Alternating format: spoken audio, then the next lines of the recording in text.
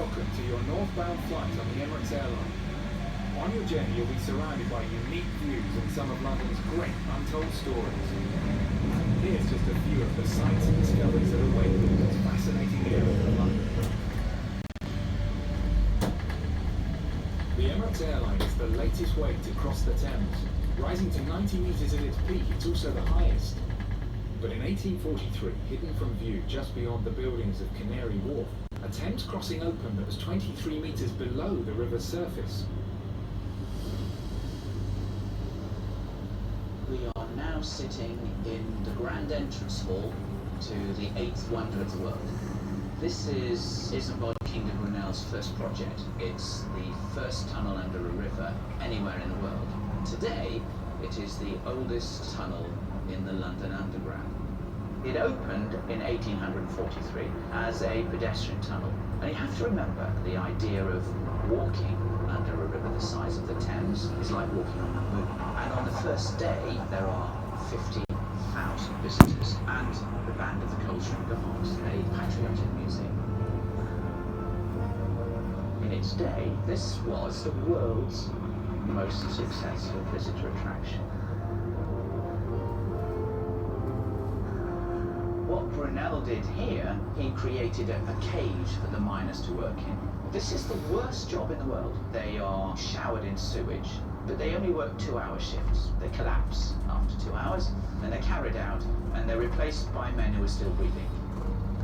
That's pretty much what they do even today. This principle has simply been automated. Brunel had miners, whereas Crossrail have tunnel boring machines. Brunel had bricklayers. Crossrail has precast concrete sections. This is the birthplace of the tube.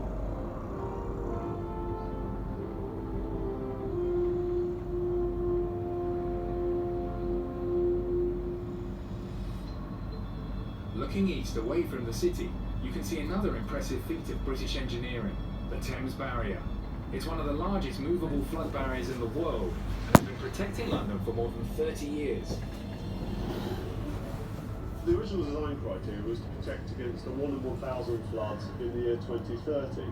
So they used the data they had available and they projected that into the future. They built extra safety margins in, and it looks like we'll be okay until 2070. The barrier is composed of 10 gates, the largest of which are 3,300 tonnes, approximately a third of an Eiffel Tower's worth of metal in each one, and they rotate into position.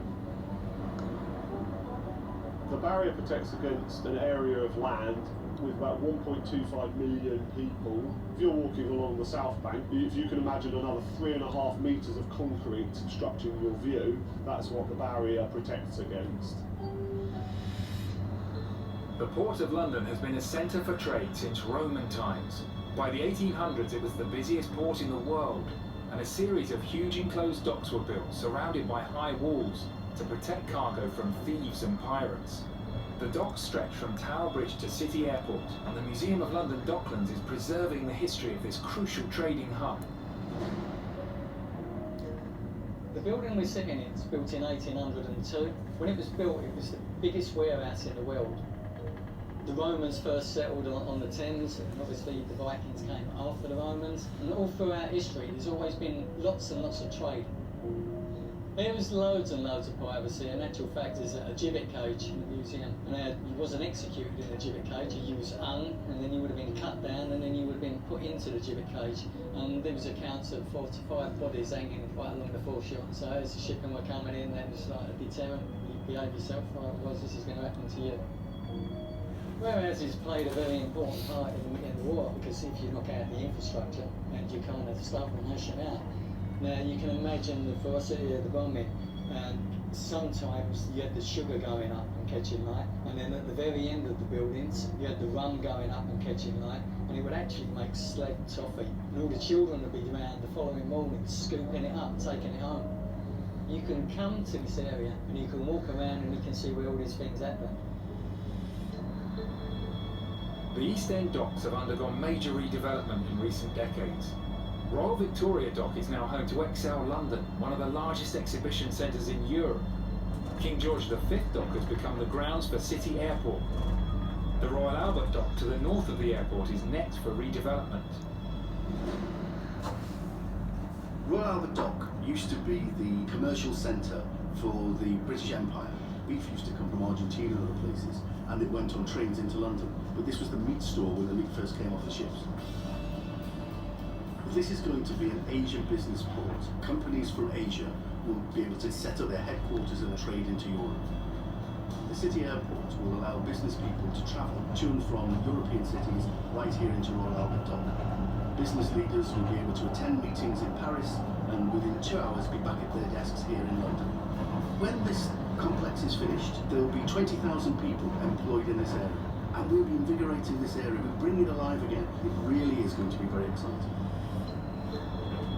Down below, the River Lee flows into the Thames on its northern bank, after rising near Luton more than 40 miles away. The lower River Lee Valley has a rich history of engineering innovation, with more industrial achievements for its small geographical size than anywhere else in the world.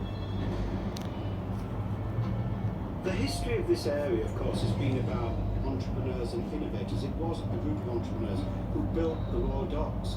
The Lower Lee Valley is where Michael Faraday did his electrical experiments. And just across the way here is where Brunel built the biggest ship in the world, the Great Eastern. And this place, of course, for 150 years, drove the economy of this country. The post-industrial revolution, the electronic technological revolution, began in the Lee Valley in 1904 by a man called Professor Ambrose Fleming, and he invented a thing called the diode valve. All the electronic gizmos we have today can be traced back to this single, simple device. The first jet airliner, the Comet, was built at Hatfield here in the Lee Valley. Thornley and Ferguson invented the first ever colour television. We had a Royal Small Arms factory at Enfield, and the Lee Enfield rifle was produced there. It wasn't Burton-on-Trent that made India Pale Ale. India Pale Ale was invented in London's Lee Valley by George Hodgson. So we've got a lot to thank the Lee Valley for. Next to the Emirates airline terminal is the Crystal, a building owned and operated by Siemens that was designed to be one of the greenest in the world. The Crystal showcases sustainable development and contains the world's largest permanent exhibition of its kind. We are in one of the most sustainable buildings in the world. It demonstrates innovative technologies to do with generating energy by solar and ground source heat pumps. Even the water of the toilets is being recycled. This exhibition showcases existing technologies and innovation, and also it stimulates discovery. It tries to make people imagine how their city might look by the middle of this century. Thank you for flying the Emirates airline. Exit here for the Excel Exhibition Centre, the Crystal, Royal Victoria Docks and the DLR. Oyster, return and single ticket holders, please alight here and exit to the left.